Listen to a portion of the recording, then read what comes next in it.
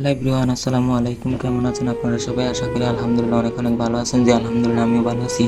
তো দেখতেছেন আমি আরেকটা নুডলসের ভিডিও নিয়ে আসছি। তো আমার এই রেসিপিটা কেমন হয় অবশ্যই আমাকে জানাবেন, আর আমার পেজটি ফলো করবেন, আমার ভিডিওগুলোতে লাইক কমেন্ট শেয়ার করে আমার পাশে থাকবেন। তো দেখেন আমি এখানে একটা নুডলস নিয়ে নিয়েছি, আর এখানে আমি একটা ডিম নিয়ে নিয়েছি। তো দেখেন আজকে আমার রেসিপি। তো দেখেন আমি এটা কী করলাম, এখন নুডলসগুলি ভেঙে নিলাম। তো ভেঙে একটা প্লেটে নিয়ে নিছি। তারপর সাথে যে ধনিয়ার গুঁড়া, হলুদের গুঁড়া, মরিচের গুঁড়া, মশলার গুঁড়া, লবণ, একটুখানি চিনি সব কিছু নিয়ে নিলাম, সব মশলা। আর এই যে দেখেন সাথে তো নুডলসের মশলা আছে।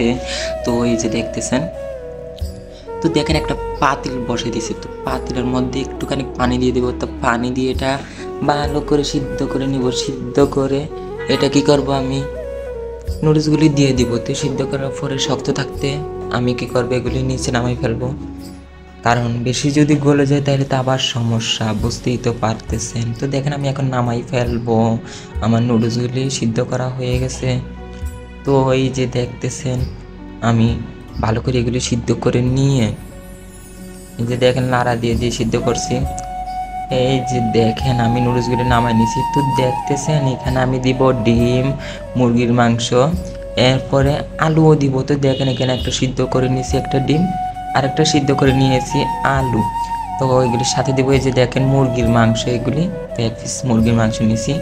আর এই যে দেখেন টানটানা আমি এখন আবার পাতিল বসাই দিলাম। তো পাতিল বসানোর পরে এই যে তেল দিয়ে দিছি, তারপরে দিয়ে দিব হচ্ছে মুরগির মাংস।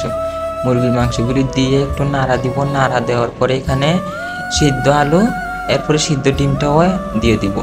তো দিয়ে এগুলি নাড়া দিয়ে হলুদের গুঁড়া, মরিচের গুঁড়া, লবণ, একটুখানি চিনি, ধনিয়ার গুঁড়া, সব জাতীয় মশলা মানে মাংসের মশলা যা আছে সব কিছু দিয়ে দিছি এই নুডলসের মধ্যে।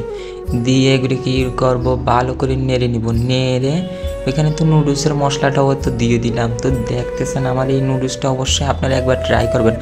আর বাবা এত জাল হয়েছে, জাল করে বানাইছি। তো যেতগুলা মরিচ দিছি, তো দেখতেই পারতেছেন পুরো লাল হয়ে গেছে। তো অবশ্যই আপনারা বাসায় একবার হলে ট্রাই করবেন। আর আমার মতো আলু এত বড় বড় রাখবেন না, ছোট ছোট করবেন, ছোট ছোট করবেন। তো দেখেন আমার এই রেসিপিটা কেমন হয় আমাকে জানাবেন, আর আমার পেজটি ফলো করবেন। দেখেন আমার এখানে নুডলস রান্না করা শেষ। কি সুন্দর মাশাআল্লাহ গ্রান, মনে হচ্ছে এখনই খেয়ে নিই। তো দেখতেছেন। ওকে, সবাই ভালো থাকবেন। আল্লাহ হাফেজ, আসসালামু আলাইকুম।